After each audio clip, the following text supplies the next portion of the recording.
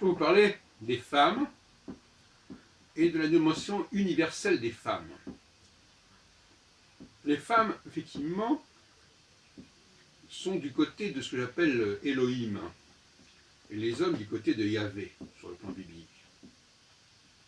C'est-à-dire que les femmes assurent les fondements, les fondamentaux, les bases, le fonctionnement basique de l'humanité, la reproduction, la santé. Et les hommes, eux, assurent au contraire cette dimension beaucoup plus créatrice, beaucoup plus innovatrice, réformatrice, qui est celle de Yahvé, qui est celle du miracle, qui est celle de quelque chose qui est en quelque sorte imprévisible. Donc il y a cette opposition fondamentale, et c'est pour cela que les femmes ne sont pas liées à un peuple particulier, en fait. D'où cette notion d'exogamie qui est fondamentale. Les femmes sont interchangeables, elles peuvent aller d'une culture à l'autre, elles immigrent facilement, et c'est pour cela que quand on entend des femmes, notamment au Front National et ailleurs, qui nous parlent de la facilité d'intégration, du devoir d'intégration, elles nous parlent au nom de valeurs féminines qui ne sont pas valables, qui ne sont pas applicables aux hommes. C'est pour ça que la condition masculine de l'immigré n'a rien à voir avec la condition féminine de l'immigré. Même si évidemment, on sait très bien que les hommes imposent dans une certaine mesure aux femmes un certain nombre de normes qui leur sont propres, mais fondamentalement, les femmes ne sont pas programmées.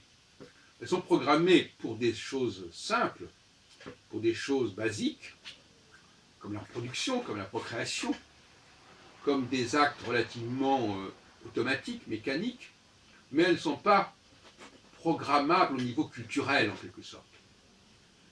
Ou plus exactement, elles sont un programme qui peut être modifié indéfiniment, et donc qui ne retient pas véritablement à cœur. Et sans cela, l'exogamie ne ferait pas sens, ne serait pas concevable. Les princesses ne pourraient pas aller d'un pays à l'autre, etc., etc., ou d'un milieu à l'autre, à un niveau plus privé, plus simple. Alors si on pense au revenu universel de Benoît Hamon, on s'aperçoit que c'est une mesure finalement féminine en quelque sorte. C'est-à-dire, tout le monde a son revenu universel, quel que soit son parcours, quelle que soit son origine, etc. Et donc là, il y a quelque chose qui coince au niveau de la gauche, parce que la gauche, pour moi, elle est masculine, alors que la droite est féminine. Et donc un discours sur le revenu universel est paradoxalement un discours de gauche, de droite. Alors c'est bizarre parce qu'on dirait, oui, mais alors comment ça se fait que ce soit les gens de gauche qui tiennent ce revenu universel alors que les gens de droite ne veulent pas d'enfants. Mais c'est pas si simple que cela en réalité. Je pense que ceux qui ont voté pour Benoît Hamon sont essentiellement des femmes. Bon, on pourra en discuter sur cette question. Mais ça n'est pas du tout une valeur masculine, le revenu universel. Mais en même temps, il est vrai que c'est un hommage rendu à la femme. Il faut effectivement dans une société des valeurs féminines. Des valeurs féminines qui sont des valeurs qui ne se discutent pas, qui ne dépendent pas des uns et des autres. Donc, en effet, quelque part, il y a un équilibre dans ce discours sur l'universel, mais il n'en est pas moins vrai que ce sont des valeurs féminines dont nous avons besoin. C'est comme de dire, par exemple, qu'il faut des enfants, ce n'est pas des valeurs de gauche, même si la gauche ne peut pas dire qu'il ne faut pas d'enfants. C'est à un moment donné où les discours politiques deviennent un petit peu illisibles parce qu'ils mélangent plusieurs niveaux de conscience, plusieurs types de priorités, et ça n'est pas simple à suivre. Mais le discours de la gauche, doit être un discours de la diversité. Et donc la diversité, ça s'oppose à l'universel. Le mot universel lui-même pose problème par définition. La femme est un être universel. C'est-à-dire, c'est un être basique, alors que l'homme n'est pas universel, paradoxalement. Il est très particulier, il est très personnel.